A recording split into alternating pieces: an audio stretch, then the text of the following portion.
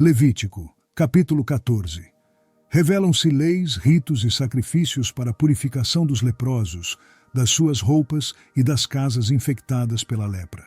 Depois falou o Senhor a Moisés, dizendo: Esta será a lei do leproso no dia da sua purificação. Será levado ao sacerdote, e o sacerdote sairá fora do arraial, e o examinará.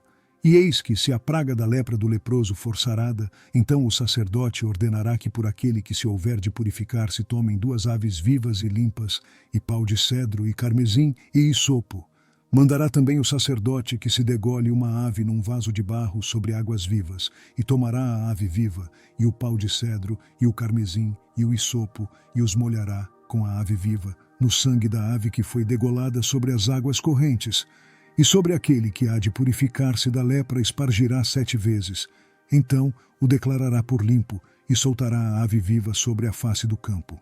E aquele que tem de purificar-se, lavará as suas vestes e rapará todo o seu pelo, e se lavará com água. Assim será limpo. E depois entrará no arraial, porém ficará fora da sua tenda por 7 dias. E será que ao 7º dia rapará todo o seu pelo, a sua cabeça e a sua barba, e as sobrancelhas. Sim, rapará todo o pelo, e lavará as suas vestes, e lavará a sua carne com água, e será limpo.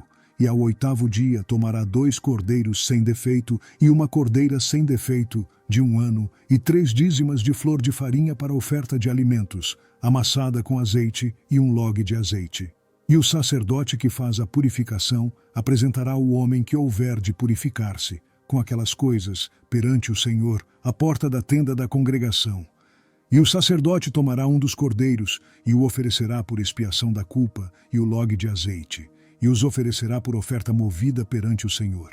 Então degolará o cordeiro no lugar em que se degola a oferta da expiação do pecado e o holocausto, no lugar santo. Porque quer a oferta da expiação da culpa, como a da expiação do pecado, é para o sacerdote. Coisa santíssima é.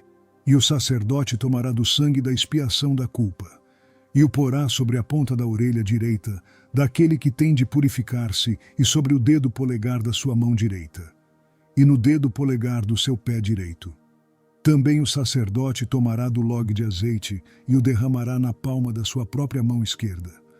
Então o sacerdote molhará o seu dedo direito no azeite que está na sua mão esquerda, e daquele azeite com o seu dedo espargirá 7 vezes perante o Senhor. E o restante do azeite, que está na sua mão, o sacerdote porá sobre a ponta da orelha direita daquele que tem de purificar-se, e sobre o dedo polegar da sua mão direita, e sobre o dedo polegar do seu pé direito, em cima do sangue da expiação da culpa. E o restante do azeite que está na mão do sacerdote, o porá sobre a cabeça daquele que tem de purificar-se. Assim o sacerdote fará expiação por ele perante o Senhor. Também o sacerdote fará a expiação do pecado, e fará expiação por aquele que tem de purificar-se da sua imundícia, e depois degolará o holocausto. E o sacerdote oferecerá o holocausto e a oferta de alimentos sobre o altar. Assim o sacerdote fará expiação por ele, e será limpo.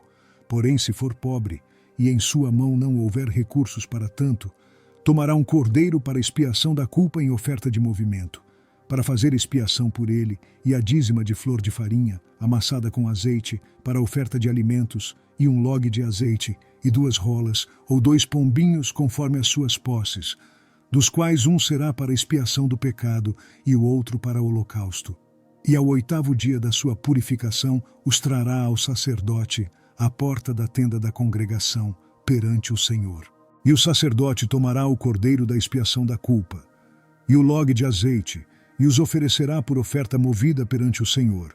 Então degolará o cordeiro da expiação da culpa, e o sacerdote tomará do sangue da expiação da culpa, e o porá sobre a ponta da orelha direita daquele que tem de purificar-se, e sobre o dedo polegar da sua mão direita, e sobre o dedo polegar do seu pé direito. Também o sacerdote derramará do azeite na palma da sua própria mão esquerda. Depois o sacerdote, com o seu dedo direito, espargirá do azeite que está na sua mão esquerda, 7 vezes perante o Senhor. E o sacerdote porá do azeite que está na sua mão na ponta da orelha direita daquele que tem de purificar-se, e no dedo polegar da sua mão direita, e no dedo polegar do seu pé direito, no lugar do sangue da expiação da culpa. E o que sobejar do azeite que está na mão do sacerdote porá sobre a cabeça daquele que tem de purificar-se, para fazer expiação por ele perante o Senhor. Depois oferecerá uma das rolas, ou um dos pombinhos, conforme suas posses, sim, conforme as suas posses, será um para expiação do pecado e o outro para o holocausto com a oferta de alimentos. E assim o sacerdote fará expiação por aquele que tem de purificar-se perante o Senhor. Esta é a lei daquele em quem estiver a praga da lepra, cujas posses não lhe permitirem o devido para a purificação. Falou mais o Senhor a Moisés e a Arão, dizendo: Quando tiverdes entrado na terra de Canaã, que vos hei de dar por possessão, e eu enviar a praga da lepra em alguma casa da terra da vossa possessão, então aquele de quem for a casa virá e informará ao sacerdote, dizendo: Parece-me que há como que praga em minha casa. E o sacerdote ordenará que desocupem a casa, antes que entre para examinar a praga, para que tudo o que está na casa não seja contaminado. E depois entrará o sacerdote para examinar a casa. E vendo a praga, e eis que se ela estiver nas paredes da casa em covinhas verdes ou vermelhas, e parecerem mais fundas do que a parede, então o sacerdote sairá da casa para fora da porta, e fechá-la-á por 7 dias. Depois, ao 7º dia, o sacerdote voltará e examinará. E se vir que a praga nas paredes da casa se tem estendido, então o sacerdote ordenará que arranquem as pedras, em que estiver a praga, e que as lancem fora da cidade, num lugar imundo, e fará raspar a casa por dentro ao redor. E o pó que houverem raspado lançarão fora da cidade, num lugar imundo. Depois tomarão outras pedras, e as porão no lugar das primeiras pedras, e outro barro se tomará, e a casa se rebocará. Porém, se a praga tornar a brotar na casa, depois de arrancadas as pedras e raspada a casa, e de novo rebocada, então o sacerdote entrará e examinará. Se a praga na casa se tem estendido, lepra roedora há na casa, imunda está. Portanto, se derribará a casa, as suas pedras, e a sua madeira, como também todo o barro da casa, e se levará para fora da cidade a um lugar imundo. E o que entrar naquela casa, em qualquer dia em que estiver fechada, será imundo até a tarde. Também o que se deitar a dormir em tal casa, lavará as suas roupas, e o que comer em tal casa, lavará as suas roupas.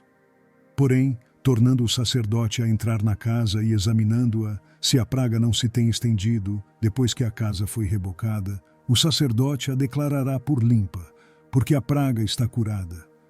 Depois tomará, para espiar a casa, 2 aves, e pau de cedro, e carmesim e isopo, e degolará uma ave num vaso de barro sobre águas correntes.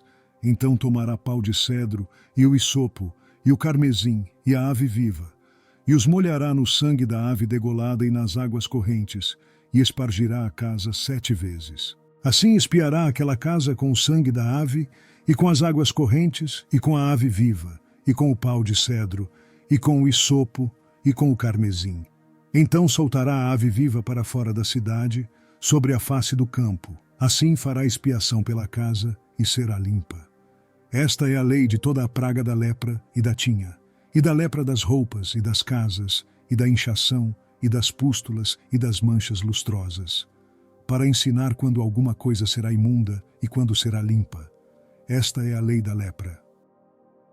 Levítico, capítulo 15. Revelam-se leis, ritos e sacrifícios para a purificação dos que têm fluxo e outros tipos de impurezas. Falou mais o Senhor a Moisés e a Arão, dizendo: Falai aos filhos de Israel e dizei-lhes: Qualquer homem que tiver fluxo da sua carne será imundo por causa do seu fluxo. Esta, pois, será a sua imundícia por causa do seu fluxo. Se a sua carne vaza o seu fluxo, ou se a sua carne estanca o seu fluxo, esta é a sua imundícia. Toda a cama em que se deitar o que tiver fluxo será imunda, e toda a coisa sobre o que se assentar será imunda. E qualquer que tocar a sua cama, lavará as suas roupas, e se banhará em água, e será imundo até a tarde. E aquele que se assentar sobre aquilo em que se assentou, o que tem o fluxo, lavará as suas roupas, e se banhará em água, e será imundo até a tarde.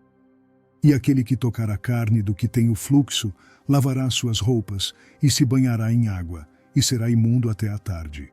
Quando também o que tem o fluxo cuspir sobre um limpo, então lavará este as suas roupas, e se banhará em água, e será imundo até a tarde. Também toda a sela em que cavalgar o que tem o fluxo será imunda. E qualquer que tocar em alguma coisa que esteve debaixo dele será imundo até a tarde. E aquele que a levar lavará as suas roupas e se banhará em água, e será imundo até a tarde. Também todo aquele em quem tocar o que tem o fluxo, sem haver lavado as suas mãos com água, lavará as suas roupas e se banhará em água, e será imundo até a tarde. E o vaso de barro que tocar o que tem o fluxo será quebrado, porém todo o vaso de madeira será lavado com água. Quando, pois, o que tem o fluxo estiver limpo do seu fluxo, contar-se-ão 7 dias para a sua purificação, e lavará as suas roupas, e banhará a sua carne em águas correntes, e será limpo. E ao 8º dia tomará 2 rolas ou 2 pombinhos, e virá perante o Senhor à porta da tenda da congregação, e os dará ao sacerdote. E o sacerdote oferecerá um para a expiação do pecado, e o outro para o holocausto, e assim o sacerdote fará por ele expiação do seu fluxo perante o Senhor. Também o homem, quando sair dele o sêmen da cópula, toda a sua carne banhará com água, e será imundo até a tarde. Também toda a roupa e toda a pele em que houver sêmen da cópula se lavará com água, e será imundo até a tarde.